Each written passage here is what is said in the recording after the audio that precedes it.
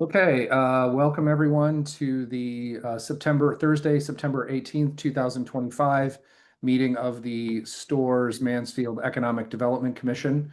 I'm Dwight Coder, Chair of the Commission, and it looks like we have a quorum.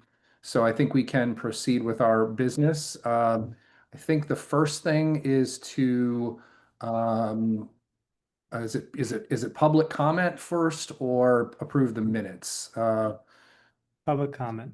Public comment. Actually, I'm looking at our past meeting. Do we need to do a roll call first? No, we're good. I think we have Okay. it We have memorialized on we have the names website. here appearing on the recording, so that should suffice.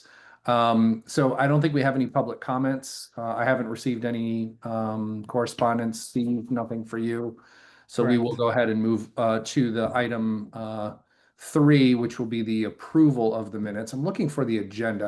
I've got it. I got 25 documents open here, and I'm just looking for. I got you, Dwight. I'll forward it along. Oh, okay. I think it might be under my Zoom window here. I apologize, everyone. Uh, Struggling to fit in for some reason. Here it is. Okay.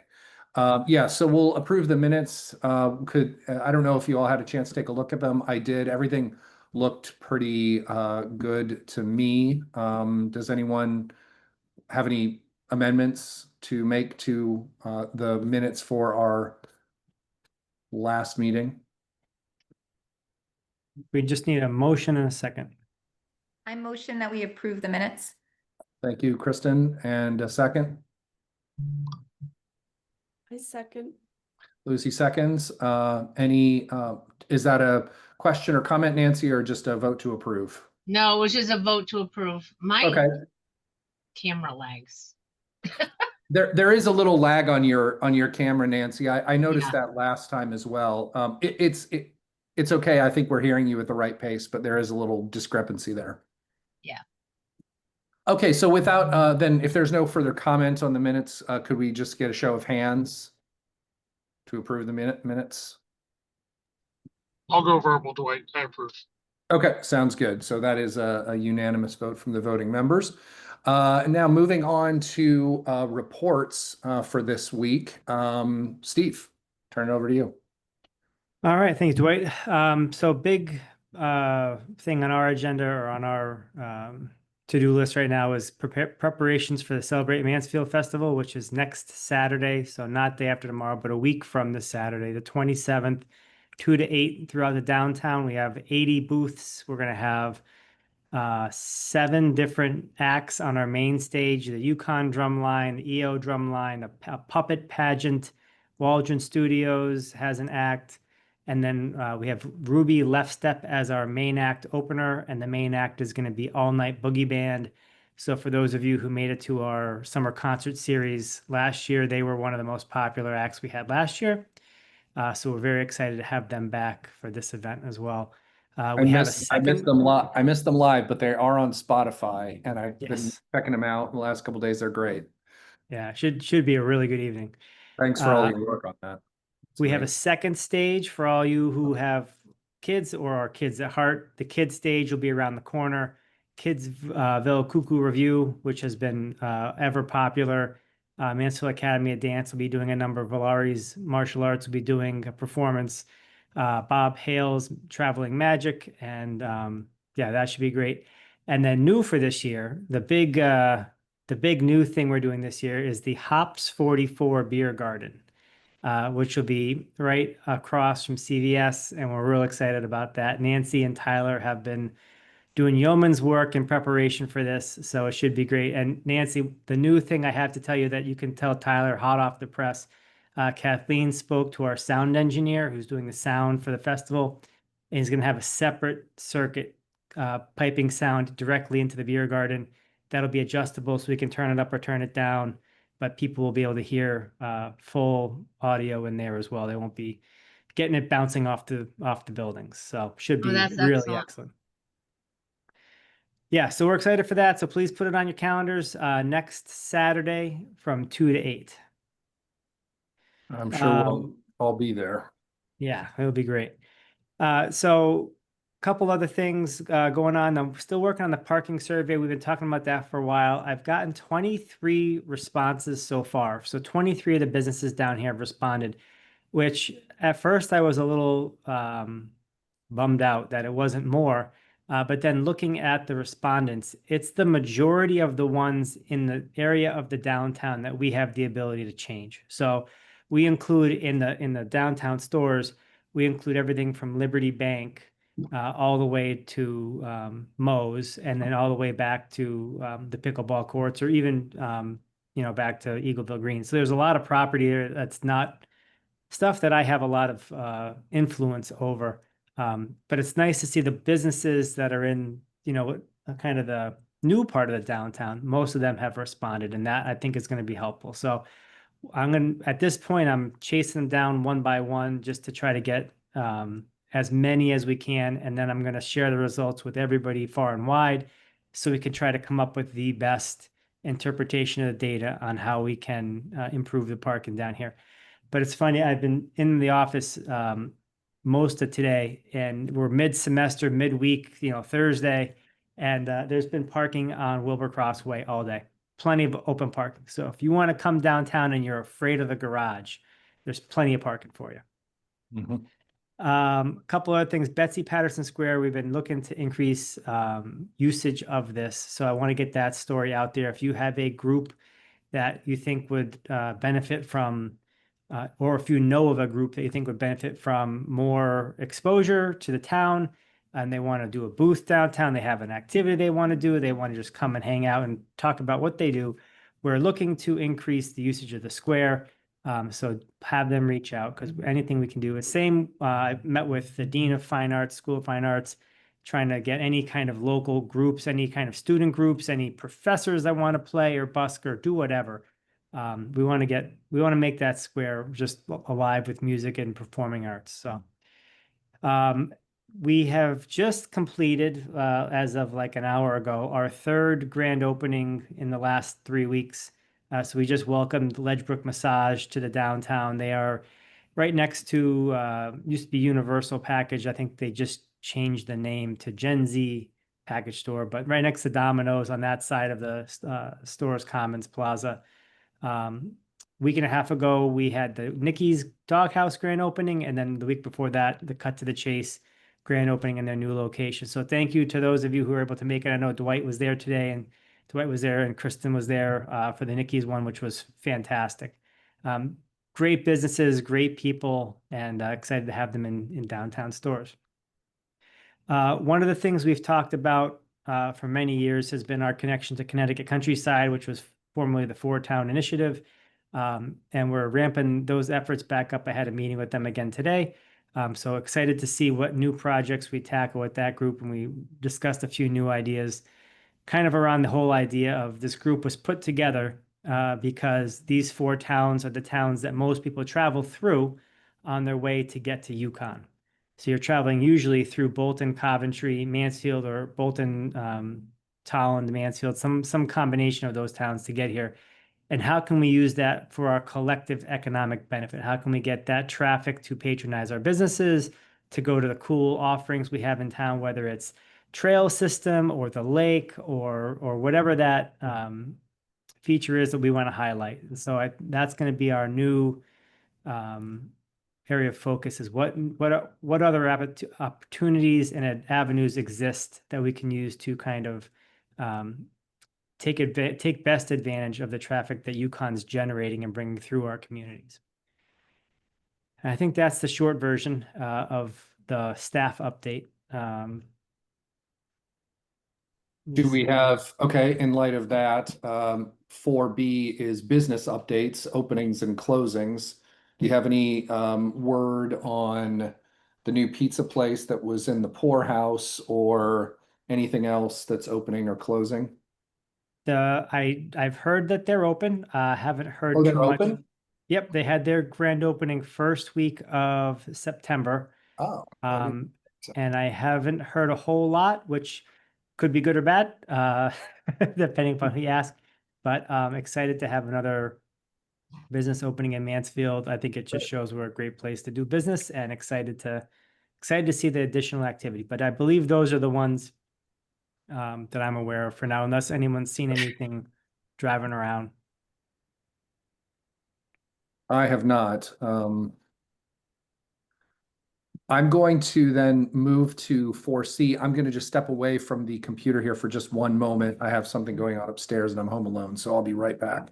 Steve, if you could just do any housing updates and move on to 5A if you like, when if I'm not here. You and I discussed this on Monday. Yep, absolutely. Thanks, White. Yeah, housing updates.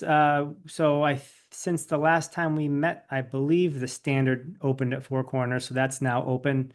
And we are anxiously awaiting the Villages and the Mark on Mansfield to begin their construction. The Mark is the one on King Hill Road and North Eagleville Road over by Sergeant Pepperoni and Ted's and Husky's over there.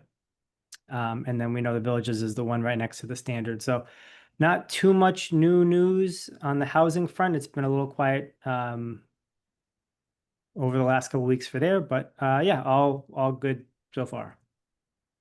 Anybody have any questions on housing related Yeah, Steve, topics? two for you if I can. Do we know what the occupancy rate of the standard is, and did that impact the downtown occupancy? I believe they are close to fully leased, if not fully leased, with the exception of their affordable units. So the standard has 15% of the units are deeded as affordable units or restricted as affordable units. I believe they have vacancy there. So if you know somebody who's um, looking for a place to live in Mansfield and they can meet the 80% adjusted median income threshold, they got a beautiful brand new apartment waiting for them at the standard. And I'm pretty sure that the Oaks is fully leased as well. Yukon master leased 3/4 of the units here. And so they may have an odd unit or two that is empty, but Yukon is paying for them because they master leased them. So did that Got it, answer your thank question, you. Brian? It did, thank you. Sure. All right, I think that's all I got for housing. No, I guess this probably was under the previous heading, but speaking of the standard, no updates on businesses moving into the ground floor of the standard. No, Yeah. and I owe them a call to see if they can, I think it's been about a month since I spoke to them last, so I'll reach out again, see if we can get Great. another grand opening to tally up for this year. Great. Yeah, that sounds awesome. Okay, cool. So then let's move on to item 5, our discussion items. Steve, why don't you fill people in on how the postcard QR code thing went, what you know about that, and then we'll turn to the POCD chapter. Yeah, so not everything I touch is gold. It's this is sort of the unfortunate, one of the more unfortunate things that hasn't worked out. But so as you remember, we discussed we wanted to do a welcome packet for new residents. We broke it up into kind of renters who turn over almost every year, new homeowners who are purchasing property, and then businesses. And we tabled the last two, the homeowners and the businesses for now. And the first thing we tried to tackle was the new renters coming in, and we wanted to get that prepared before the big renter push, which happens, the move-in starts happening right around middle of August 15th.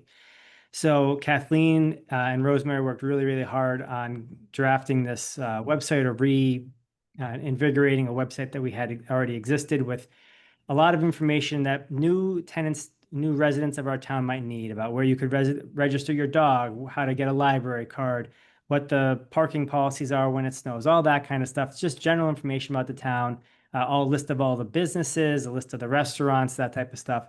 And we thought the best way to convey that information would be through a QR code that we would distribute via a postcard.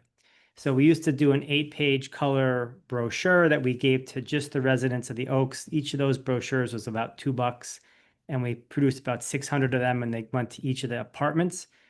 This time we did postcards. The postcards were, I think, 3 or 4 cents a piece. We made 5,000 of them, and then we distributed them to all of the or almost all the apartment complexes in town, from Meadowbrook Gardens down the south side, all 3 phases, or student living, which is like Knollwood, Millwood. There's 5 or 6 of those. the Standard, the Oaks, and I'm blanking on one of them. But we also gave them away at WOW, Week of Welcome, which is the first week of classes on campus. So we got them out into the wild. Not quite all 5,000. I think we still have a few stacks left in the office. And then we waited to see what the reaction would be. And unfortunately, the hits on the website were lackluster at best. So I'm not even sure we cracked 80. Yeah, so that was not what we were hoping for. So we're pivoting. I spoke with John Armstrong, who is he dean of off-campus housing? I don't know if Or it's a dean vice role. It's president? it's a staff role, but Yeah, yeah. head of off-campus housing. We'll go with that. And he has a list that he's able to email to that is all of the off-campus students. So we're going to try using that medium to distribute the link, see if that has a better click-through rate and if we can get the information out. But I'm not holding out too much hope that people will have held on to those postcards past the move-in. The good news is it wasn't an expensive experiment. It actually probably cost us a fraction of what the brochures did. And we were able to track it. And we learned a lesson that this maybe isn't the right way to do it, or we got to change it for next time. But it was a valiant attempt, and perfect, awesome. And we'll take it from there. So, but yeah, it's Kristen. With you passing them out at events like the WOW event up at UConn, is it worth having a table instead? Like, did you have something where they knew who you were? And yeah, that's okay. Yeah, we had our downtown partnership booth with like the red awning, and we had other information. It was more of like a downtown partnership booth, but we were or Kathleen was passing those cards out to the students that came through. So Did a lot of students come by or no?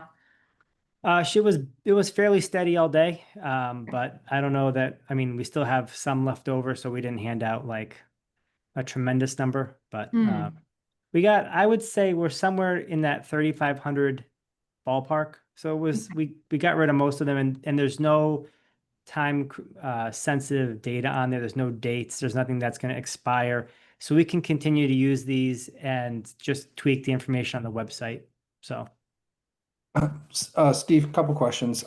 One, I haven't seen this website. Could you share the QR code with this committee? Give me 1 second and I'll just pull it up. Yeah, if you can do it, if you want to do it now, that's fine. I just like to take a look at it and see what students are accessing when they get there, just to see if there's some way to make it, I don't know. Maybe we could just discuss, how it's working, and maybe just talk about that a little bit in a week or during our next meeting. The other question I had, and I say this with some reluctance because I'm not necessarily in favor of this idea, but just to float it as a thought. Has anyone ever raised the possibility of having a student representative on the EDC? Ooh, that's a great, I'm having trouble finding it right now, so I will get it out to you guys after the meeting. No rush. That's a very cool idea. I'm thinking about it in relation to just these kinds of outreach initiatives. And if, we had a student perspective, and maybe it wouldn't be a permanent member, somebody that just comes for certain action items that overlap with UConn business, which of course a lot of it does. I seem to think there's another, well, the downtown partnership obviously has a graduate student. Actually, they're one grad and one undergrad. One. So I wonder if the EDC might profit from having an ambitious student who might be able to clue us in on some channels that we're not aware of.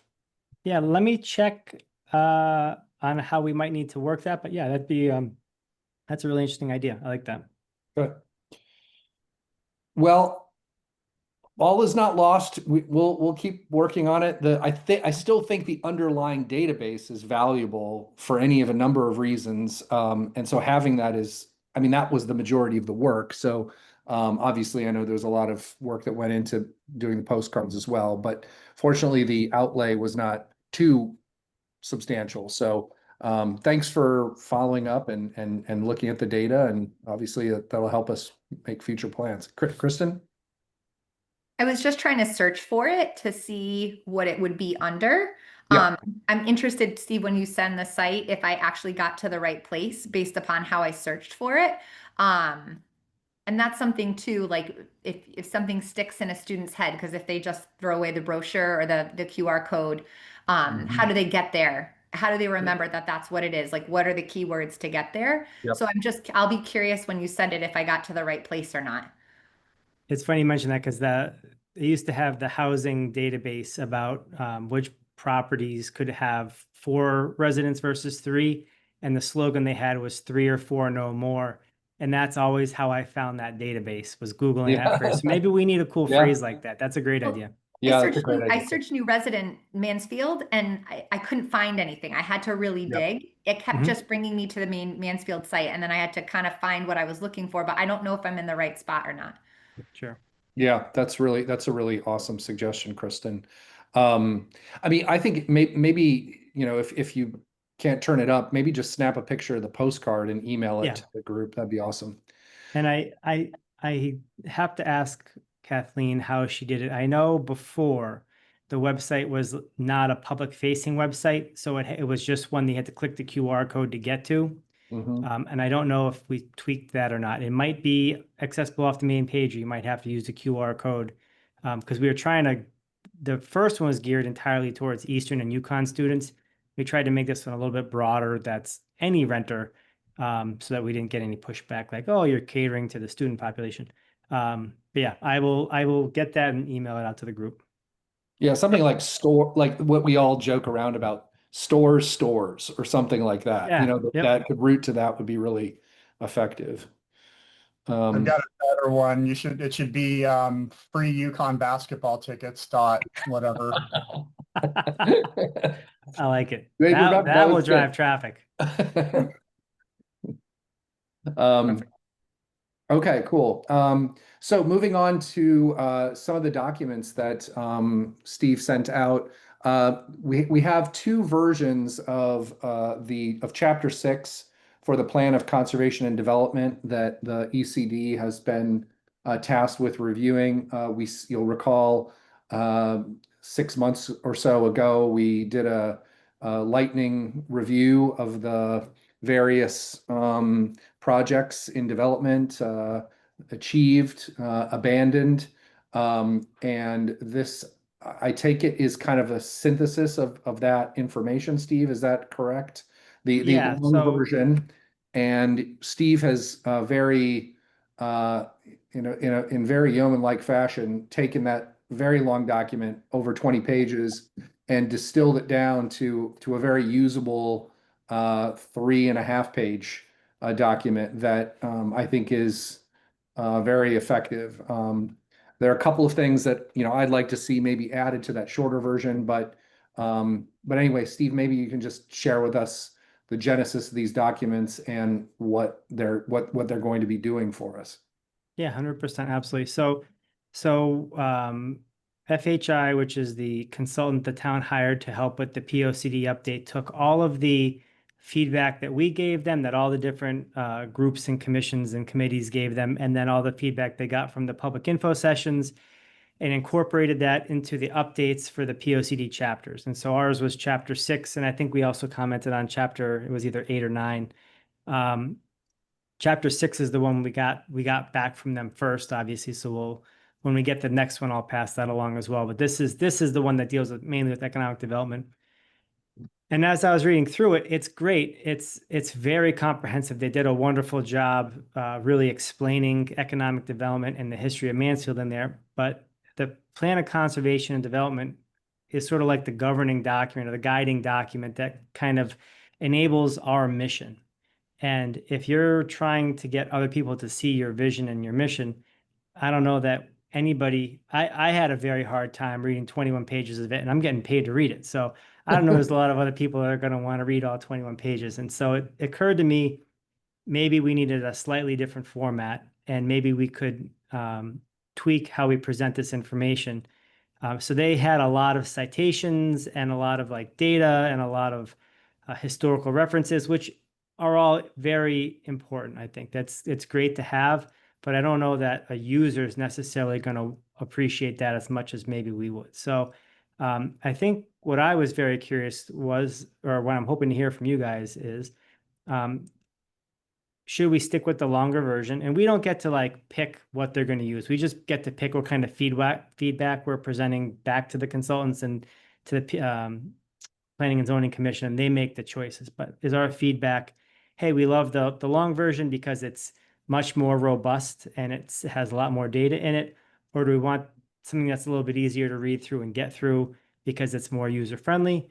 Or where do we fall? So I'm very, very curious to hear that. And then after we finish that, what did we leave out? What did we not include in either version that we need to include, stuff that should be part of this document because it's part of our vision for the economic development of Mansfield for the next 10 years? Well, can I ask one question just to set the tone? Who is the audience for this document going to be, and where is it going to live? Yeah, I think that would help for me to better understand what kind of document we want to have out there. I don't know if I'm the best person to answer the first part of that question, but I'll give it a whirl. I know that all of the staff use the POCD as their guiding document for whether or not projects that are proposed fit the character and the vision for the town. But it's also, I think, important for people who are thinking about coming up with a vision or a project for our town to understand where the town, how the town thinks and where we're coming from. So I think it has kind of a dual audience. It's to make sure that the staff know what the residents of Mansfield think about the future, and also for people who are thinking about doing something here in Mansfield, that they can understand that vision as well. It lives underneath the Planning and Zoning Department. I believe it's publicly accessible on their website. I don't know that we print off copies and hand them out, but I'm pretty sure it's digital on the website, and that's kind of where it would live. Thanks. I think there are several comments. I'll reserve mine. Kristen, and I think Lane had something. Oh, actually, I do, but Kristen was like waving her hand. So, okay. So I just want to mention a way that this has been used against us before, because I'm on the Water Commission thing that had to make recommendations about, whether the standard should get however many thousands of gallons or whatever. And there were people from other towns that shall remain nameless that were sort of cherry picking things from our previous iteration of this and using it as an argument for why there shouldn't be more development at Four Corners and things like that. So I don't know that it's either here nor there for the new version, but I just throw it out there because that's not something probably any of us would otherwise have foreseen unless you'd actually encountered it. Was there something in particular that you remember being evoked in that case from the previous economic development chapter? So nothing specific, but my memory of the previous iteration is that it's sort of schizophrenic in some ways between wanting to be about pro-development, but also retain the rural character of our town.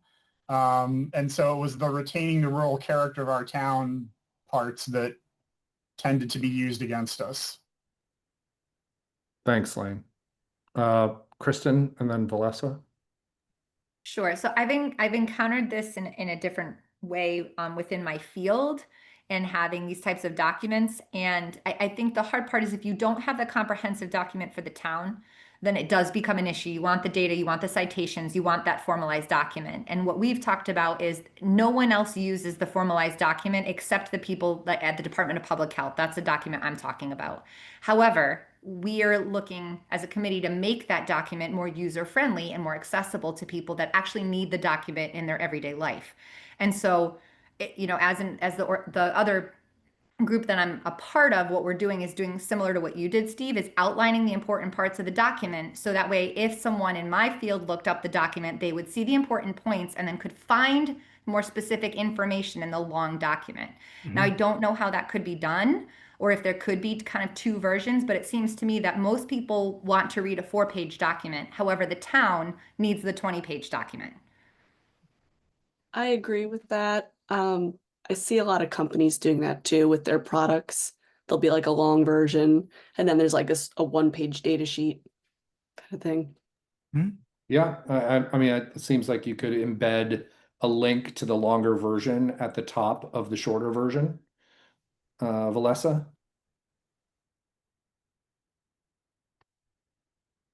Hey, can you guys hear me okay? I haven't actually talked to this. Okay. Um, the only thought I just had, so two things. One is I found the longer document fascinating, but it also has kind of a lot of it's not editorializing, but there's a lot of expanding on things in a way that I found distracting. So I definitely think some sort of executive summary or key takeaways document similar to what Steve put together is needed actually to focus and sort of take away from the whole discussion around how we got there. Which is not to say we should get rid of the longer document. I thought it was great. And then to the Lane's point about the sort of schizophrenic piece of like going back and forth between rural character and college town. That is just like something I noticed also, and it's just a hard thing to reconcile. And I'm just sort of, I don't know. I don't know what to do with that, but I think about it a lot. It is very interesting, and I do like the idea of having them both, because one of the concerns that Jennifer and I talked about was if we were to shorten our chapter considerably, not everyone else is shortening their chapters considerably, and so it wouldn't look quite as cohesive, I guess, to have like all these 20-page chapters and then you get to economic development and we're 3.5. So it could definitely be where we keep it the long way and then we have this short, like you said, executive summary version that maybe we just use when we're trying to pitch Mansfield to new businesses, or when people come with questions, we say, hey, start here with this one, and then you can kind of reference back to the original if you need to.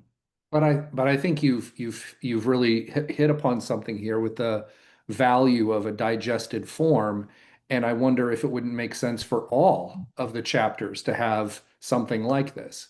Because if you're, I mean, I hate to tell other committees what they should do, but I mean, if you had this sort of distilled version that was, 20 pages total, or 30 pages, that would be very useful, I think. So it might be something to recommend to planning and zoning, just to have kind of executive summaries at the top of each chapter, something like that. Sure. Valessa, your hand is up. Do you have more to add, or is that just a hand up? Just a hand up, ignore it. Okay. So it sounds like what the consensus is here is that we should put forward both documents and simply remark that we find both useful for different purposes. Perfect. And let planning and zoning kind of decide how they're going to format it. That's perfect. Then the next part of the question would be, was there anything in there that or was there anything that we forgot to include in there? So were there any key tenets that we want to make sure that we're pushing or able to advance over the next 10 years? Not that we can foresee everything, but did we forget anything? Did we leave anything out? Well, can I start with that? Well, Nancy, you go ahead, please. You go first. I don't have anything to say. Okay, I just saw your mute come off. Maybe it was off. No, I think that we should do both the documents. That's all I wanted to say. Cool. Okay, great. Trying to read it. I'm trying to pull it up again on my screen. Sure. Well, kind of circling back to Lane's initial point about the kind of misuse or misappropriation of these documents to be used or weaponized in the ongoing fight between development and rural character, which seems to be like the key schism in town, to the extent that there is one. I mean, I think one thing that we could try to emphasize is that, and I don't quite know how to phrase it, but sort of to put it in kind of crude terms, like one of the reasons why rural character is valuable is because it's economically valuable, which is to say that, maintaining our rural character shouldn't be seen as antithetical to economic development, but an essential part of economic development. And try to sort of, instead of placing so much, like, because they kind of always appear as like a disjunction, like a logical disjunction. We want to have economic development while maintaining our rural character, or we want to have economic development and maintain our rural character. Could we use language that stresses that these are mutually reinforcing phenomena, that if we preserve some of these rural natural agricultural features. I mean, I think it comes out best in the discussion of agriculture, but if we preserve those, that has a positive economic impact, and at the same time, that economic development helps to sustain and support the maintenance and preservation and conservation of the natural environment. So kind of just stressing that these are complementary to try to sort of heal this seeming divide that gets a lot of people, kind of worked up. I think that might be one thing to just think about tonally, like figuring out how to work that into the document. Kristen, did you want to add to that? I do. Thank you for bringing that up, because I feel as the number 1 and 2 and 3, I think, supporting and retaining locally owned businesses and part of that rural piece, right? I think is important in number 2. But I think what Lane had said, guiding principle number 1 is preserve rural and small town character. And I think that sets the tone of that. We have to do that above the economic piece, not cohesively. I think changing the wording on that will be important as well.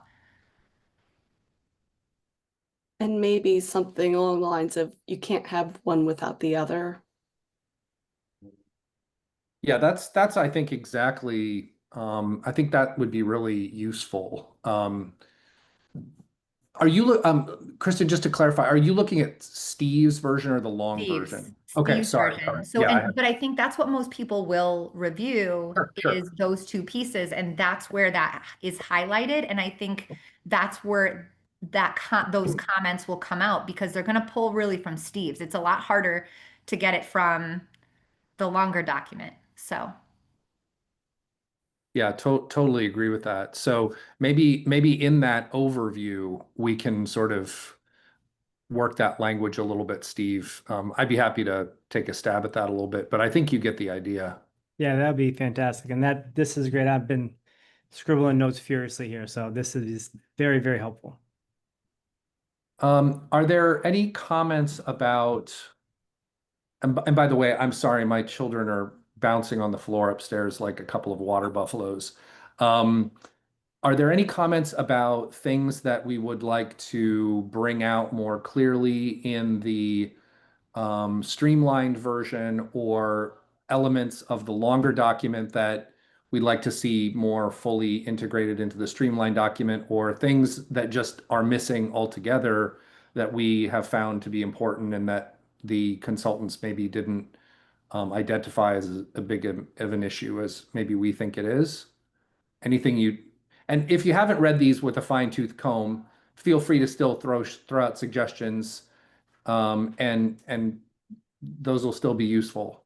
If there's anything you want to make sure is in there, this would be a good time to just drive that point home. Just as an example, I kind of feel like I know that there's a chapter devoted to housing, but I feel like maybe making some remark here about the need for more housing or renovated housing, or increasing the usability of existing older used properties for housing is really an important part of the overall economic development of the town. I mean, it's until people can move here and buy houses, it's going to be hard to grow Mansfield. Not that that's necessarily the goal, but housing to me just seems like a really important feature of a necessary feature of any long-term economic development plan, and I don't really see that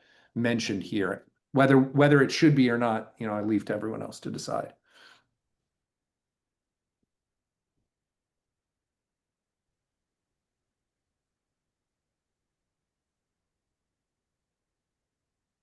Dwight, did you want to clarify types of housing, like or just housing in general?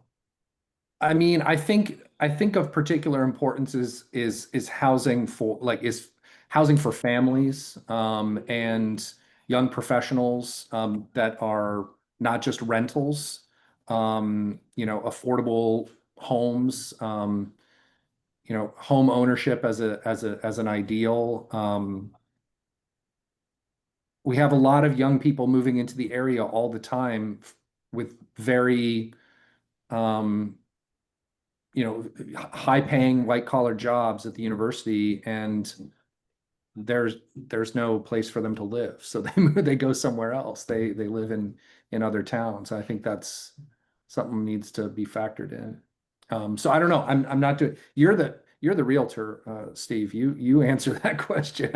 I mean, Yeah, how would you articulate that? I mean, surely you see the point I'm making. Do you agree with that, or do you think it should be somehow foregrounded in our economic development plans? it's a really good point, and I guess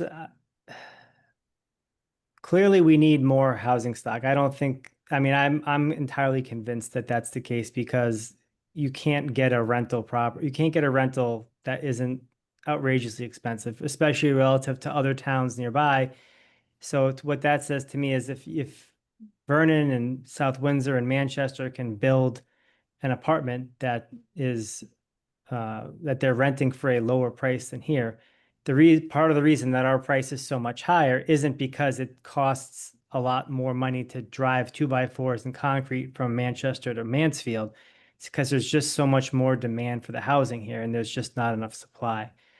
So I think that is one way to make more affordable properties is just by increasing the supply. Our demand doesn't shift that greatly. We don't have a lot of employers. It's not like a Pfizer where they're going to hire or fire, 2,000 scientists all at a go.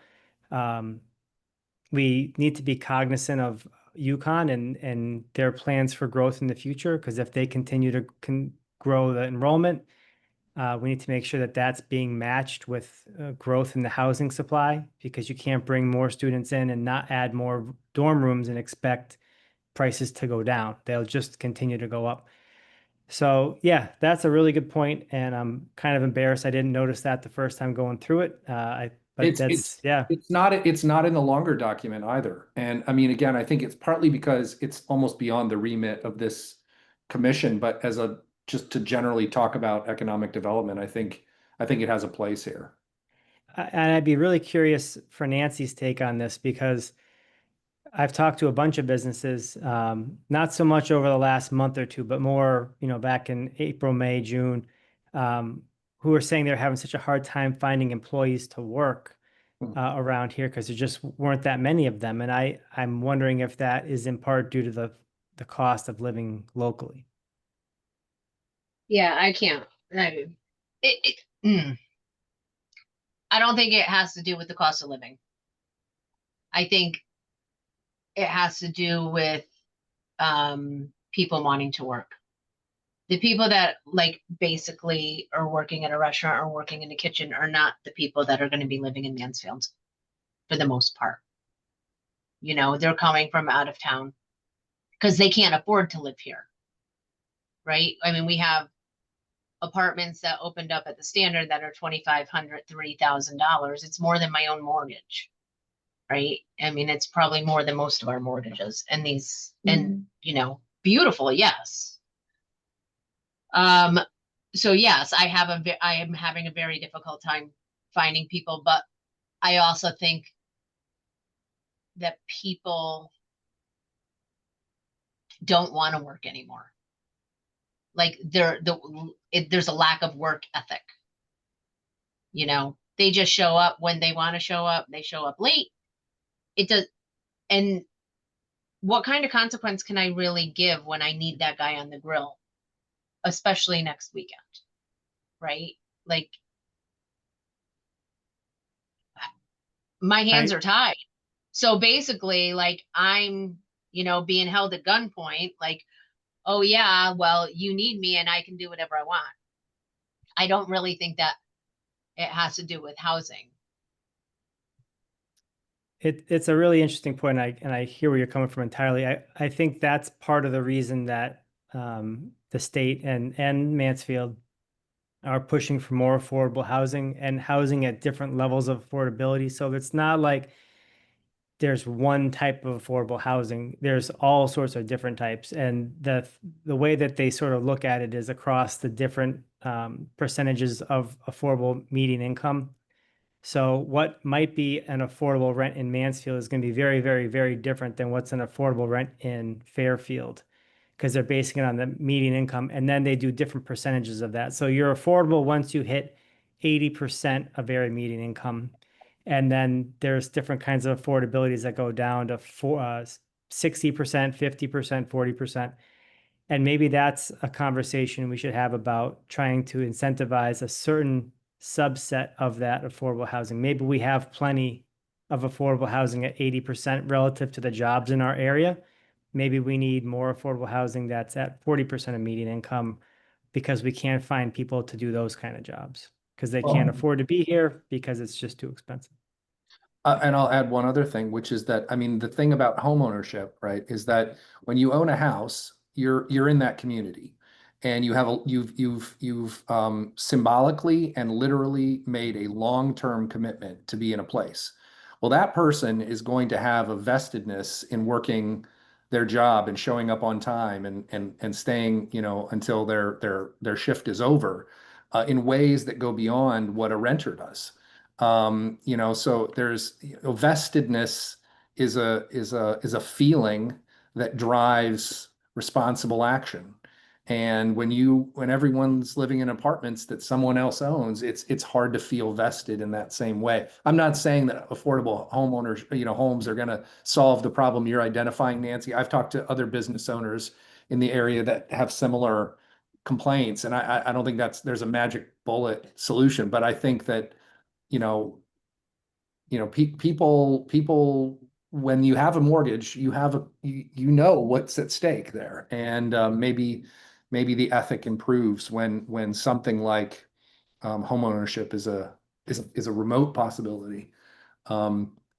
The other thing I wanted to ask about, Steve, and again, I don't know if this is something that needs to be in this document, but that isn't really mentioned anywhere, but that is also, I think, something that really presents a challenge for area businesses, is surviving the summer. You know, obviously the Thursday night events are great in maintaining a sense of vitality over the summer months. Is that something that needs to be more carefully and systematically and intentionally thought about in the or represented in the economic development plan, the importance of maintaining vitality over the summer months when businesses are facing, you know, a cash crisis? That's a great question, Dwight. I'm not sure. I'd be very curious to know if the other side of town, businesses like down at the mall, if they have the same seasonality that we do here on campus. I think part of it might be like a micro problem, like if you're a student-centered business on the edge of campus, that's a very real issue. If you're, I believe I heard back when we were doing the review of the plan for the new McDonald's, that was the single most patronized McDonald's in the state. I may be off on that, but it was something that blew my hair back. I was like, you gotta be kidding me. So obviously they didn't have a whole lot of seasonality to that. That was just, you know, kind of a constant stream. So I think it's business and location dependent, but I know Four Corners experiences it. I know the downtown experiences it. I just don't know if like the drive-in, they're going to be way busier in the summertime than they would be in the winter. So yeah, it's definitely something to consider, but have to think about how we would do that. Okay, yeah, fair enough. No need to add it. It's something that I notice during the summer around here, and Yeah. I sometimes worry that the business owners really feel that hit. Sorry, Nancy. A go lot ahead. of them do. A lot of them do. I feel like we all feel that hit, but it's not just due to the university. I mean, you have to remember it's summertime. People are on vacation. People are doing their thing. They're doing their cookouts. So it can't all just be attributed to the university and to the lack of people in town itself. I mean, we have plenty of people that come, and I look back years to year on the numbers, and they're pretty similar to what they were last year. I mean, even over the summer. So it's, like this week is especially hard. This week, last week, and all of a sudden we turn around and we're like, oh shoot, it's fair season. No wonder why we're so slow. And like I made a mental note, like remember to know that it's fair season next year, like, because those kind of things just affect businesses. So That's really interesting. That's invaluable perspective. I mean, I don't Anything- know if you know, but even Big E is doing things during the week to entice people to go there during the week and not go on the weekends. Right. So Yeah. So that's going to draw from people going out in Mansfield or wherever else. yeah. Yeah. I also feel like people are just being much more careful with their money. Yeah. Right. So Thank you. yeah. We have about 6 minutes. We have just under 6 minutes till the meeting will be adjourned. Are there any additional remarks or comments on the POCD documents?